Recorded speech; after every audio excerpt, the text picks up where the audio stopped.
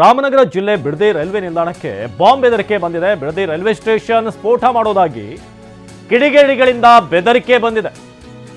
Bidadi railway station ಸ್ಫೋಟ ಮಾಡೋದಾಗಿ ಬೆದರಿಕೆ ಬಂದಿರೋದು. ಬಿಡದಿ ರೈಲ್ವೆ ನಿಲ್ದಾಣದಲ್ಲಿ ಶ್ವಾನದಳ ಬಾಂಬ್ ಸ್ಕ್ವಾಡ್ನಿಂದ ಪರಿಶೀಲನೆ. ಬಾಂಬ್ ಡಿಟೆಕ್ಟರ್ ಮೂಲಕ ಬಿಡದಿ ರೈಲ್ವೆ ಸ್ಟೇಷನ್ನಲ್ಲಿ ಈಗ ಪರಿಶೀಲನೆ ನಡೀತಾ ಇದೆ. ರೈಲ್ವೆ ಅಧಿಕಾರಿಗಳು ಹಾಗೂ ರಾಮನಗರ ಡಿವೈಎಸ್ಪಿ ಅವರ ನೇತೃತ್ವದಲ್ಲಿ ಈಗ ಪರಿಶೀಲನೆ ನಡೆಸಲಾಗ್ತಾ ಇದೆ. ಪಾಕಿಸ್ತಾನ ಪರ ಗೋಡೆ ಬರಹ ಬರೆದಿದ್ದಂಥ ಆರೋಪಿಗಳ ಪರವಾಗಿ ಕರೆ ಬಂದಿರೋದು. ನಾವು ಈ ಸ್ಟೇಷನ್ ಅನ್ನು ಉಡಾಯಿಸ್ತೀವಿ, ಬ್ಲಾಸ್ಟ್ ಮಾಡ್ತೀವಿ. ಪಾಕ್ ಪರ ಬರೆದಿದ್ದ ಅಹ್ಮದ್ ಹುಸೇನ್ ಸಾದಿಕ್ ಬಂಧಿಸಲಾಗಿತ್ತು.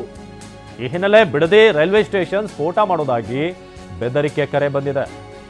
ಬೆಂಗಳೂರಿನ ರೈಲ್ವೆ ಕಂಟ್ರೋಲ್ ರೂಮ್ಗೆ ಕರೆ ಮಾಡಿದ್ದಂಥ ದುಷ್ಕರ್ಮಿಗಳು ರೈಲ್ವೆ ನಿಲ್ದಾಣಕ್ಕೆ ಬರುವಂಥ ಪ್ರಯಾಣಿಕರ ಮೇಲೂ ಕೂಡ ತೀವ್ರ ನಿಗಾ ಇರಿಸಲಾಗಿದೆ.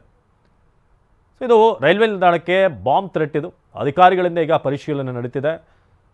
ಹಿನ್ನೆಲೆ ಬಿಡದಿ ರೈಲ್ವೆ ಸ್ಟೇಷನ್ ಸ್ಫೋಟ ಮಾಡೋದಾಗಿ ಬೆದರಿಕೆ ಕರೆ ಬಂದಿದೆ. ಪ್ರಶಾಂತ್ ಈ ಬಗ್ಗೆ ಹೆಚ್ಚಿನ ಮಾಹಿತಿಯನ್ನು ನೀಡ್ತಾರೆ. ಪ್ರಶಾಂತ್, ಏನಿದು ಪಾಕಿಸ್ತಾನ ಪರವಾಗಿ ಬರಹ ಇತ್ತು ಅಥವಾ ಈ ಅಹ್ಮದ್ ಸಾದಿಕ್ ಇಬ್ಬರನ್ನ ಬಂಧಿಸಿದ್ದು ಯಾವಾಗ, ಏನೀಗ ಸದ್ಯಕ್ಕೆ ಏನು ಥ್ರೆಟ್ ಇದೆ ಅಂತ? ಅವಿನಾಶ್, ರಾಮನಗರ ತಾಲೂಕಿನ ಬಿಡದಿಯ ರೈಲ್ವೆ ಸ್ಟೇಷನ್ ಅನ್ನ ಬಾಂಬ್ ಇಟ್ಟು ಸ್ಫೋಟಿಸುವಾಗುವಂತ ಒಂದು ಕರೆ ಬಂದಿದೆ. ಹಿನ್ನೆಲೆಯಲ್ಲಿ ಬಿಡದಿಯ ರೈಲ್ವೆ ಸ್ಟೇಷನ್ ಅಲ್ಲಿ ತೀವ್ರ ತಪಾಸಣೆ ಕೂಡ ನಡೆಸ್ತಾ ಇರುವಂತದ್ದು.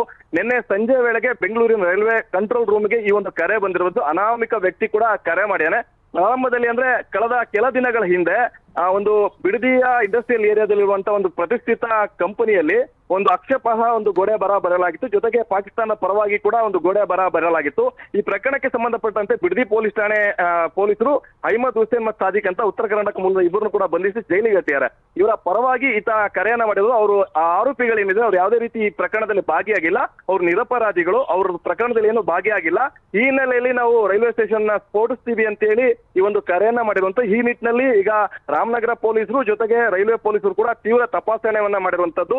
ರೈಲ್ವೆ ನಿಲ್ದಾಣಕ್ಕೆ ಶ್ವಾನದಳ, ಬಾಂಬ್ ಸ್ಕ್ವಾಡ್ ಮತ್ತೆ ಬಾಂಬ್ ಡಿಟೆಕ್ಟರ್ ಎಲ್ಲವೂ ಮೂಲಕ ತಪಾಸಣೆ ಮಾಡ್ತಾರೆ. ಜೊತೆಗೆ ಪ್ರಯಾಣಿಕರ ಮೇಲೂ ಕೂಡ ತೀವ್ರ ನಿಗಾವನ್ನ ವಹಿಸ್ತಾ ಇರುವಂತದ್ದು. ಬೆಳಗ್ಗೆಯಿಂದಲೂ ಕೂಡ ಸಾಕಷ್ಟು ತೀವ್ರ ತಪಾಸಣೆ ಮಾಡ್ತಾರೆ. ಯಾಕಂದ್ರೆ ಇದನ್ನ ಬಹಳ ನೆಗ್ಲೆಕ್ಟ್ ಮಾಡೋದಕ್ಕಾಗಲ್ಲ. ಹೀಗಾಗಿ ಪೊಲೀಸರು ಮತ್ತೆ ರೈಲ್ವೆ ಪೊಲೀಸರು ಮತ್ತೆ RPF ಪೊಲೀಸರು ಎಲ್ಲರೂ ಕೂಡ ತೀವ್ರ ತಪಾಸಣೆ ಕೂಡ ಮುಂದುವರಿಸಿರುವಂತದ್ದು. ಅವಿನಾಶ್, ಧನ್ಯವಾದ ಪ್ರಶಾಂತ್ ಮಾಹಿತಿಗಾಗಿ. ಇದು ಪಾಕ್ ಪರ ಗೋಡೆ ಬರಹ ಬರೆದಿದ್ದಂಥ ಆರೋಪಿಗಳ ಪರವಾಗಿ ಕರೆ ಮಾಡಿರೋದು. ಅವ್ರನ್ನ ಬಂಧಿಸಲಾಗಿತ್ತು. ಸೊ ಅವ್ರ ವಿಚಾರವಾಗಿ ಇವರು ಕರೆ ಮಾಡಿ ಬೆದರಿಕೆ ಹಾಕಿದ್ದಾರೆ.